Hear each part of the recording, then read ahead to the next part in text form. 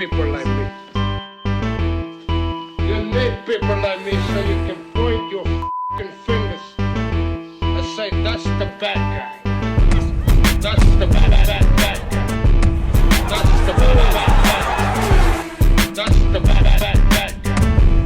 That's the bad guy.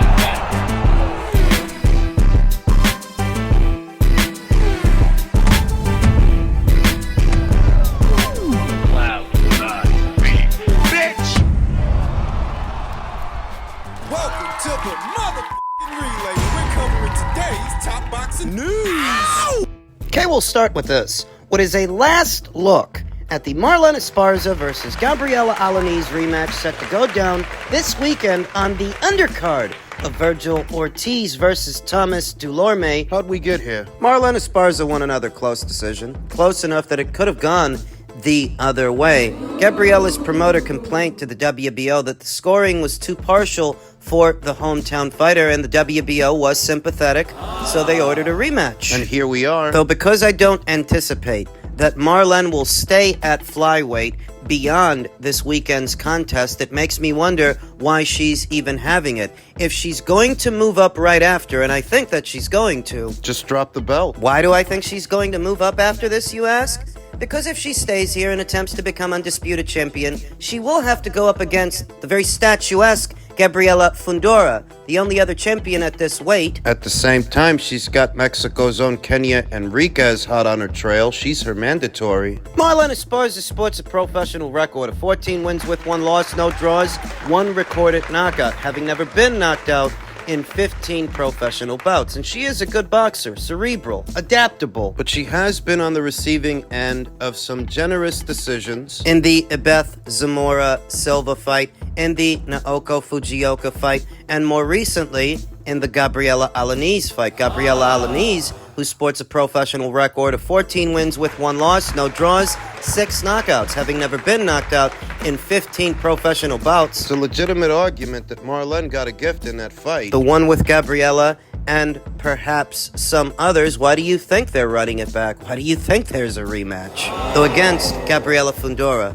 against Kenya Enriquez, see, these are the kinds of fighters that even if the judges are on your side, they might take it out of the judges' hands because these are exceptionally hard punchers. For that reason, I don't think Marlen's going to stick around after this fight. Though if she's not going to stick around after this fight, then why even have it? Why not just drop the belts and move up? It's a valid question. It's been a while since Marlen and Gabriela's initial meeting. Their initial meeting took place in July of last year, and neither fighter has seen action since then. I went with Marlen Esparza to win a decision, a controversial decision ahead of the first fight. On the premise that even though Gabriela Alaniz is the busier puncher of the two within a round, and even the stronger puncher of the two within a round, unless she goes in there and knocks out Marlen, Marlen is likely to get a home-cooked decision. And in many ways, that's what she got. Ahead of a rematch, I'm still going with Marlen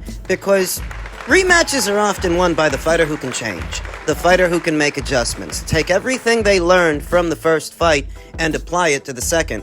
And that really is more Marlen than Gabriela. Gabriela, she's good, she's formidable, but she doesn't change much from one fight to the next. Pressure fighters and volume punchers often don't. They have a very straightforward approach that's easy to understand. Not always easy to deal with, though not very adaptable either. I expect to see the exact same Gabriela Alaniz this Saturday that we saw last year in July. Whereas Marlen, after many months, has had time to review the fight, review the tape, see what she did wrong, and try to get it right. She is the more cerebral fighter of the two, the boxer. Marlen Esparza would be the boxer, Gabriela Alaniz would be the puncher, and I feel that so long as Marlen Esparza finishes this fight on her feet, and in similar fashion to the previous fight, she should get a decision. Even a dodgy one. Golden Boy Promotions is still handing those out, lest we forget Arnold Barboza was the recipient of a rather dodgy decision last weekend. Marlen is the pick. Marlen Esparza, who I think is more capable of improving on and adding to her plan of action, her strategy. She's still the house fighter. Marlen Esparza is the pick. He's telling me that you trolled the entire world with the fight. Yeah, so was this all an act? What part of it was real? Tell us about it. I mean, my cameraman Chance, Ajay's there. Hey, we have it pre-recorded months ago. What did I say was gonna happen? I said I'm about to make sure everybody thinks I'm gonna go crazy. I'm gonna do this. I'm gonna do that. Watch, it's gonna be called the Great Escape. Like, I have it all documented. I was already planning it, weeks and weeks and months behind. I don't know what made me come up with the idea. Honestly, I just one day just decided just to go all in and just commit to a plan that I had, and I was not gonna budge for nobody. It didn't matter if I went on his podcast, anybody's podcast. I was acting like sporadic, like just like crazy. I would go on your mannerisms. You were just like spaces. I'd be like, I'll do this with my nose. Like, like, it's just a tick. I had everything. But then you make adjustments too. What was real though is at times I did drink a little bit during camp because I like to drink. Yeah. So we got a lot of different things I want to ask you about. A lot of different questions, a lot of different topics. And what's so funny is we just had you on the podcast 2.5 months ago, and a lot's happened obviously in 2.5. Told you it was all fake. He's not going through any mental health crisis. He wasn't. And every boxer, every athlete, everyone that comes forward and says they've got mental illness or mental health issues is not the genuine article, because it's a very easy illness to misappropriate, since oftentimes it's open to interpretation. Isn't that unethical? Ryan continued, I just decided to go all in and commit to the plan that I had. People, that's on them. They underestimated me because of social media. You can make anything look a certain way on social media. They fooled themselves. No, you deliberately misrepresented yourself, knowing what effect it would have. It didn't fool me, you understand. If you've been following this channel, you'll know that I never bought into any of Ryan's mental health issues or mental illness, whatever it was he was pretending to be. I felt it was him just playing possum. For an element of surprise. Trying to get the drop on the Haneys, trying to get the drop on the boxing fans, though there's something to be said about misappropriating what issues Ryan chose to misappropriate and what was intended to be the promotion for this fight. You're saying that your method of promoting this fight was to pretend that you have a mental illness. Is that not insensitive to those who do? Your method of promoting this fight was to say that you were molested at 2 years old. Isn't that insensitive to people who may have experienced that? Because it's no laughing matter. Maybe he thinks it is. He must. If this is his idea of promotion, if he is so misappropriating that in order to promote a show, promote a fight. There's something to be said about that. You idiots are sitting around feeling sorry for this guy, taking the bait, believing what he says just because he says it. Well, he just admitted to all of you that it was a clever troll planned months in advance. What kind of person would do something like that? The kind of person that would lie about giving their entire purse to charity, like Tyson Fury did. Pathological liar. A sociopath presenting themselves to the public as fighting for something great, a greater cause, a higher power. Playing and preying on the morality of the community at large. Insensitive to the issues they are willfully misappropriating, essentially indifferent. They don't actually care, because if they did, they wouldn't play around with stuff like that. And you get mad at me for pointing it out? When I was just stating the obvious, there's nothing wrong with this guy. He's just immoral enough to use something like this as the butt of a joke or a troll. It's definitely immoral, but then again, so is most of the populace in an age, a digital era, where any girl with a halfway decent body is quite comfortable selling her likeness, her image to perverts online for a few dollars. Everybody's a stripper now. In a society like this one, faking an illness or going as far as saying that you were molested as a child will seem like small potatoes. They're not going to ask, what's wrong with Ryan for doing something like this? They're going to make you seem like you're in the wrong for pointing it out. They sell their souls every day. For a few dollars, for clicks, for social media metrics. They do it all the time. Thus, I can only tell you what I think. And if you want to know what I think, and you're here, so I'll assume that you do. Well, I knew he was faking the whole time. So when he admits it on a popular podcast, I'm hardly surprised. And when you give him a pass for it, I'm not surprised either. Most people are low-quality people. You're a piece of shit, and so is he. Simple as. Was it fighting like you getting hit by Devin, undefeated? You got hit by, Tank. Mm-hmm. What's the difference on the way you felt Haney's hit against Tank? Well, Haney actually caught me. Gervonta, I didn't really... It wasn't a hard fight. I was just weak. That's not a hard fight for me. I will beat Gervonta Davis worse than I beat Devin Haney. Devin Haney's a harder fight than Gervonta.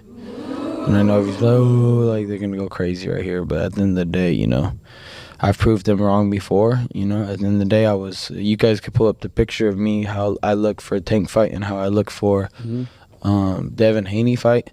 They knew what they were doing, and he will never fight me at 145, so it doesn't really matter. And that's why he was trying to text me all nice and tweet me, oh, Ryan, I'll give you my real number now.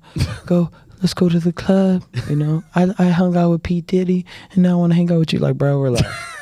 Tank is saying this. I saw that. Yeah, you seen that. Did you guys speak after the fight? Like, did he call you to congratulate you or no? He tried to go out with me. Pause. He did, though. Facts? Yeah. That night? That would've been weird. So he tried to go... So did he call? Like, did you guys actually have a phone call? No, he was trying to reach out. He was trying to reach out through Twitter. Got it. So what do you think his outcome is of wanting to talk to you? Do you think he wants a fight or? No, he's trying to set me up. He's just clout chasing at that moment. He wanted some clout. And you're saying Haney is a tougher fighter? 100%. Okay, so put him. If Haney fights Tank, who wins? Haney beats Tank. Haney beats Tank if they fight. Yeah, I know. Boxing's a wild sport. Why do you say that? In what area does Haney beats him? Out of just pure volume and just knows how to use his reach good. Tank will try to hurt him, but I don't think Tank won't get to Haney. Definitely Haney will beat Tank.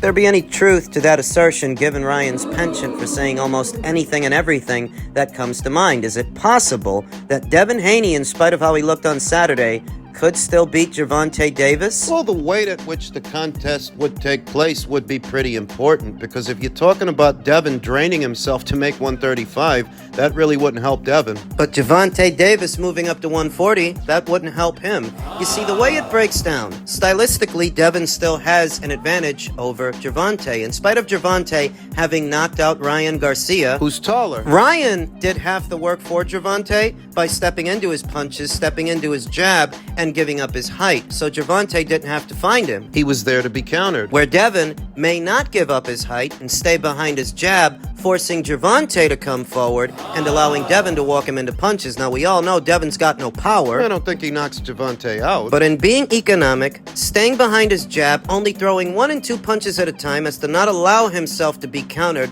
not sitting in one spot, taking a half step back whenever Gervonta inches forward, he can keep the smaller man in front of him and at arm's length. Controlling him. Well, then why didn't Devin do that with Ryan? Because Ryan's not the smaller man. He's the taller man. Taller than Devin. The way Ryan Garcia fought Devin Haney is not the same way that he fought Gervonta Davis. With Devin Haney, Ryan was hanging back and walking him into that left hook, walking him into punches, exploding on him. What? Styles make fights. Devin Haney came forward on Ryan Garcia because Ryan's a bit taller and a bit longer. Right. Where he wouldn't have to come forward on Gervonta because he's not a bit taller and a bit longer. He's shorter. It would be Gervonta that has to try to come forward. To land punches. He'd have to close the distance because Devin is taller and longer with longer arms. If he keeps that jab in front of him and takes a half step back every so often, it would be difficult for Gervonta, who is noticeably shorter, to get inside on him. If he can get inside, then he can do damage, but it's getting there that's the issue. Where many a Gervonta Davis fan is trying to use Devin's defeat to Ryan as proof that Gervonta would do the same thing, it's no proof at all because Ryan and Gervonta aren't built the same. They don't present the same challenge, and let's be honest. Let's do it. Gervonta faced a very different version of Ryan than the version of Ryan that Devin just fought. You fought the guy with a catch weight and a rehydration clause. You handicapped him. You weakened him. So whatever shot gets in, any halfway decent shot gets in, it's going to do a lot of damage. Whereas with Devin, Ryan was fully hydrated and solid. Tack on that Devin doesn't have much power as it is. And that he's fighting a healthier version of Ryan than the one that Gervonta fought. It's a different fight. People aren't going to want to hear that, though. It ain't a big name. I'm going to tell you what everybody said last night. Everybody. And I was the only one who said it and the only one who heard it. Because I said it to myself. And it was the second round. There is no way in hell you seeing Tank, man. Tank will murderize you, dog. I see why you ran from that man. I see why you ain't want to step up with Shakur. I see. Your fundamentals are absolutely gone. They're non-existent, bro. This is what the Gervonta Davis fans are now doing. This is what they're now telling themselves. That because Gervonta beat Ryan and Ryan just beat Devin, that must mean that Gervonta would beat Devin. Is that a triangle theory? Yes, it is, and we all know that triangle theories don't work. Joe Joyce may have knocked out Joseph Parker, and Zile Zhang may have knocked out Joe Joyce, but he didn't knock out Joseph Parker. He lost to Joseph Parker. And I said he would lose to Joseph Parker because triangle theories don't work. Somebody should have told Andre Durrell, former fighter Andre Durrell, but just because he's a former fighter doesn't mean he's worth a damn as an analyst. You know that the boxers themselves don't actually watch as much boxing as I or you. Artur Betterbeef says he doesn't watch much boxing and he's not a fan of boxing. Jared Anderson more or less said the same thing. That's why boxers themselves don't always make for great boxing analysts. Not all of them. So when I see Andre Durrell unofficially crowning Gervonta Davis with a victory over Devin Haney based on what Ryan did, I just see a guy who's using a triangle theory. And triangle theories don't work. Hopkins lost to Taylor, Taylor lost to Pavlik, and Pavlik lost to Bernard Hopkins. Parker lost to Joyce, Joyce lost to Zhang, and Zhang lost to Parker. Comprendo, friendo. Stylistically, Devin has an advantage over Gervonta Davis. He still does. He has his height, his length, his jab, and his economic style of fighting that might neutralize Gervonta's counters, because Gervonta's got to catch you in between the shots. And before it even comes to that, he's got to get close to you. He's got to do that first. The guys he's been fighting, he doesn't have to chase them because they step into their jab. They come to him, where Devin might not because he's tall enough and long enough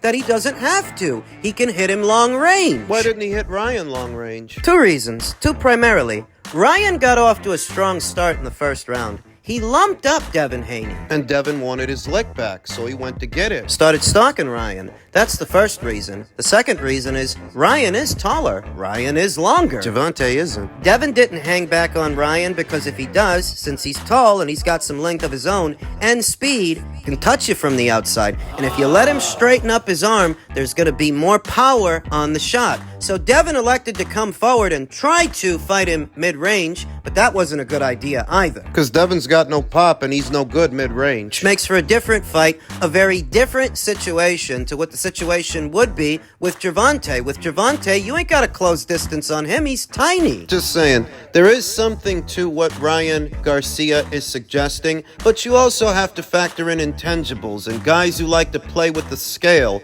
and need to. Gervonta does, because Gervonta did not fight the version of Ryan that Devin fought on Saturday, and you can see that. It's plain as day. He had to handicap him. People are pretending like they don't know that. It's obvious.